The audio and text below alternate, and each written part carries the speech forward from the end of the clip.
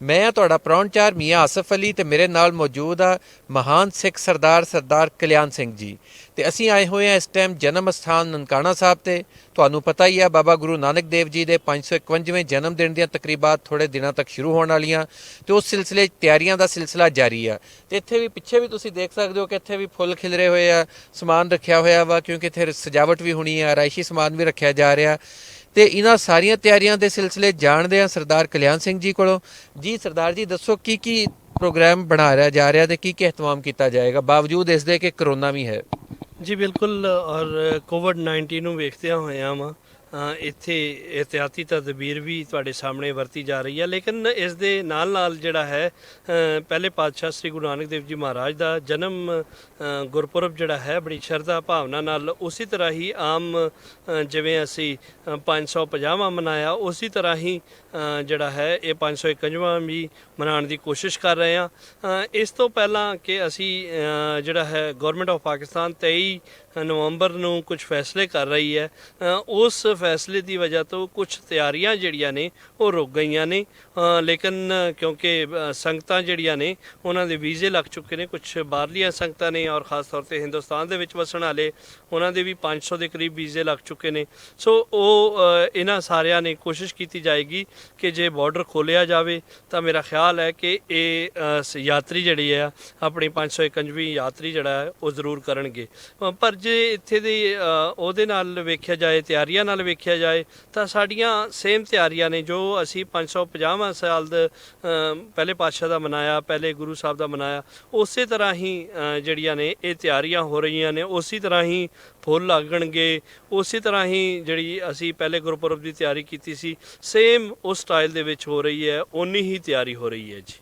ਅੱਛਾ, ਇਹ ਦੱਸੋ ਕਿ ਇਸ ਵਾਰੀ ਕੋਵਿਡ ਵੀ ਆ, ਕਰੋਨਾ ਦੀ ਵਜ੍ਹਾ ਤੋਂ ਲੋਕਾਂ ਦੇ ਘੱਟ ਆਉਣ ਦਾ ਵੀ ਖਤਰਾ ਹੈ, ਤੇ ਦੂਜੀ ਗੱਲ ਇਹ ਹੈ ਕਿ ਕਰੋਨਾ ਲਈ ਇਹਤਿਆਤੀ ਤਦਾਬੀਰ ਕੀ ਕੁਛ ਕਰ ਰਹੇ ਹੋ? ਬਿਲਕੁਲ ਜੀ, ਔਰ ਸਾਡੇ ਸਪੈਸ਼ਲੀ ਅਸੀਂ ਲੰਗਰ ਜਿਵੇਂ ਸਾਡਾ ਹੈ ਨਾ ਉਹ ਬਹੁਤ ਅਸੀਂ ਸੈਂਸਿਟਿਵ ਹਾਂ ਇਸ ਮਸਲੇ ਦੇ ਉੱਤੇ। ਸਾਡੀ ਤਾਦਾਦ ਵੀ ਜਿਹੜੀ ਹੈ ਉਹ ਘੱਟ ਹੋਏਗੀ। ਅਗਰ ਪਾਕਿਸਤਾਨੀ ਸਰਕਾਰ ਨੇ ਇਹ ਰੱਖ ਦਿੱਤਾ ਕਿ 300 ਦੇ ਕਰੀਬ ਤੁਸੀਂ ਆਪਣੀ ਤਾਦਾਦ ਰੱਖ ਸਕਦੇ ਹੋ, ਫਿਰ ਅਸੀਂ 300 ਦੇ ਕਰੀਬ ਹੀ ਜਿਹੜੇ ਉਹ ਨੇ ਲੋਕਲ ਸੰਗਤ ਹੈ ਉਹਨੂੰ ਹੀ ਫਿਰ ਇੱਥੇ ਰੱਖਾਂਗੇ।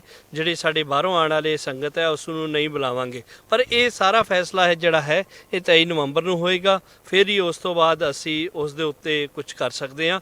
ਜੇ 23 ਨਵੰਬਰ ਨੂੰ ਸ਼ਟ ਡਾਊਨ ਹੋ ਗਿਆ ਤੇ ਫਿਰ ਜਿਹੜਾ ਹੈ ਅਸੀਂ 300 ਬੰਦਾ ਰੱਖਾਂਗੇ। ਲੇਕਿਨ ਖਿਆਲ ਇਹੋ ਹੀ ਕੀਤਾ ਜਾ ਰਿਹਾ ਹੈ ਕਿ ਸਾਨੂੰ ਪਾਕਿਸਤਾਨ ਸਿੱਖ ਗੁਰਦੁਆਰਾ ਪ੍ਰਬੰਧ ਕਮੇਟੀ ਨੇ ਮੰਗ ਕੀਤੀ ਹੋਈ ਹੈ ਕਿ ਕਮ ਸੇ ਕਮ ਸਾਨੂੰ 1000 ਬੰਦੇ ਦੀ ਗੁੰਜਾਇਸ਼ ਦਿੱਤੀ ਜਾਵੇ ਤਾਂ ਜੋ ਅਸੀਂ ਆਪਣਾ ਮੇਲਾ ਭਰਪੂਰ ਅੰਦਾਜ਼ ਨਾਲ ਮਨਾ ਸਕੀਏ।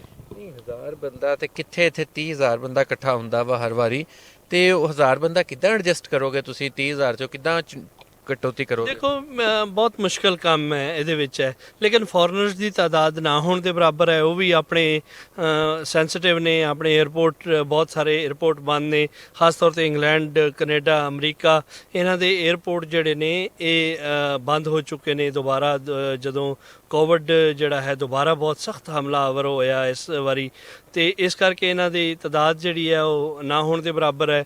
ਹਿੰਦੁਸਤਾਨ ਦੇ ਵੀਜ਼ੇ 1000 ਦੇ ਕਰੀਬ ਲੱਗੇ ਨੇ, ਉਹਨਾਂ ਵਿੱਚੋਂ ਵੀ ਤਾਦਾਦ ਜਿਹੜੀ ਹੈ ਬਹੁਤ ਘੱਟ ਆਏਗੀ। ਔਰ ਪਾਕਿਸਤਾਨ ਦੇ ਵਿੱਚ ਅਸੀਂ ਰਿਕੁਐਸਟ ਪਹਿਲੇ ਹੀ ਕਰ ਚੁੱਕੇ ਹਾਂ ਕਿ ਕੋਸ਼ਿਸ਼ ਕਰੋ ਜਿਹੜੇ ਮਜਬੂਰਨ ਨੇ ਉਹੀ ਲੋਕ ਆਓ, ਜ਼ਿਆਦਾ ਲੋਕ ਆਉਣ ਦੀ ਜਿਹੜੀ ਹੈ ਉਹ ਜਿਹੜੀ ਹੈ ਇਕੱਠ ਨਹੀਂ ਹੋ ਸਕਦਾ, ਐਡਾ ਵੱਡਾ ਇਕੱਠ ਨਹੀਂ ਹੋ ਸਕਦਾ ਹੈ। ਅੱਛਾ, ਜਿਹੜੇ ਆਉਣਗੇ ਉਹਨਾਂ ਲਈ ਕੋਈ ਤੁਸੀਂ ਕਰ ਰਹੇ ਹੋ ਮਾਸਕ ਦੀ ਪਾਬੰਦੀ, ਕੋਈ ਫਾਸਲਾ, ਕੋਈ ਇਦਾਂ ਦੀਆਂ ਸ਼ੈਵਾਂ? ਜੀ ਬਿਲਕੁਲ, ਇਸੇ ਕਰਕੇ ਅਸੀਂ ਕੋਸ਼ਿਸ਼ ਕਰ ਰਹੇ ਹਾਂ ਕਿ ਇਹ ਜਿੰਨਾ ਹਾਲ ਹੈ ਇਹਦੇ ਵਿੱਚ 3000 ਬੰਦਾ ਇਹ ਬਹਿਣ ਦੀ ਉਹ ਹੈ ਕਿ 2 ਫੁੱਟ ਦੇ ਉੱਤੇ ਫਾਸਲੇ ਦੇ ਉੱਤੇ ਬਹਿਣ ਔਰ ਜਿਹੜਾ ਹੈ ਆਪਣੇ ਆਪ ਨੂੰ ਕਵਰ ਕਰਕੇ ਬਹਿਣ, ਤਾਂ ਮੇਰਾ ਖਿਆਲ ਹੈ ਕਿ ਇੱਥੇ 3000 ਬੰਦਾ ਈਜ਼ੀਲੀ ਬੈਠ ਸਕਦਾ ਹੈ। ਸੋ ਅਸੀਂ ਵੀ ਉਹਦੇ ਵਿੱਚ ਵੀ ਕੋਸ਼ਿਸ਼ ਕਰਾਂਗੇ ਕਿ ਅਸੀਂ ਘੱਟ ਹੀ ਰੱਖੀਏ। ਅਸੀਂ ਤਾਈਓ ਬਾਰ-ਬਾਰ ਇੱਕ ਰਿਕੁਐਸਟ ਕੀਤੀ ਸੀ ਸਿੰਧ ਦੇ ਵੱਖਰੇ ਇਲਾਕਿਆਂ 'ਚ, KPK ਦੇ ਵੱਖਰਿਆਂ, ਕਿ ਲੋਕਲ ਸੰਗਤਾਂ ਜਿਹੜੀਆਂ ਨੇ ਉਹ ਘੱਟ ਆਉਣਗੀਆਂ ਤੇ ਅਸੀਂ ਬਾਹਰਲਿਆਂ ਨੂੰ ਜਿਹੜੀ ਹੈ ਅੱਛੇ ਤਰੀਕੇ ਨਾਲ ਉਹਨਾਂ ਨਾਲ ਰਾਬਤੇ 'ਚ ਰਵਾਂਗੇ। ਹਾਂਜੀ, ਆ ਤੁਸੀਂ ਸੁਣ ਲਿਆ ਸਰਦਾਰ ਕਲਿਆਣ ਸਿੰਘ ਜੀ ਨੇ ਬੜੀ ਤਫਸੀਲ ਨਾਲ ਦੱਸ ਦਿੱਤਾ ਕਿ ਕੀ ਪ੍ਰੋਗਰਾਮ ਕੀਤੇ ਜਾਣਗੇ, ਕਿਵੇਂ ਕੀਤੇ ਜਾਣਗੇ, ਔਰ ਕੋਵਿਡ ਦੀ ਵਜ੍ਹਾ ਤੋਂ ਕੀ ਘੱਟ ਕੀਤਾ ਜਾ ਰਿਹਾ, ਕਿਵੇਂ ਸ਼ਾਰਟ ਲਿਸਟਿੰਗ ਕੀਤੀ ਜਾਏਗੀ, ਕੀ ਇਹਤਿਆਤੀ ਇਕਦਾਮਾਤ ਕੀਤੇ ਜਾਣਗੇ। ਪਰ ਇੱਕ ਗੱਲ ਜਿਹੜੀ ਵਾਜ਼ਿਹ ਹੈ ਕਿ ਬਾਬਾ ਜੀ ਦਾ ਜਨਮ ਦਿਨ ਜਿਹੜਾ ਉਹ ਮਨਾਇਆ ਜਾਣਾ, ਉਹਦੇ ਲਈ ਤਿਆਰੀਆਂ ਉਵੇਂ ਹੀ ਕੀਤੀਆਂ ਜਾ ਰਹੀਆਂ, ਸਜਾਵਟ ਉਵੇਂ ਹੀ ਹੋਣੀ ਆ, ਇੰਤਜ਼ਾਮਾਤ ਉਵੇਂ ਹੀ ਹੋਣੇ ਆ। ਤਾਦਾਦ ਭਾਵੇਂ ਯਾਤਰੀਆਂ ਦੀ ਥੋੜੀ ਹੋ ਜਾਵੇ, ਪਰ ਬਾਬਾ ਜੀ ਦੇ ਜਨਮ ਦਿਨ ਦੀਆਂ ਤਕਰੀਬਾਤ ਉਸੇ ਤਰੀਕੇ ਨਾਲ ਭਰਪੂਰ ਸਤ੍ਹਾ ਤੇ ਜੋਸ਼ੋ ਖਰੋਸ਼ ਨਾਲ ਮਨਾਈਆਂ ਜਾਣਗੀਆਂ।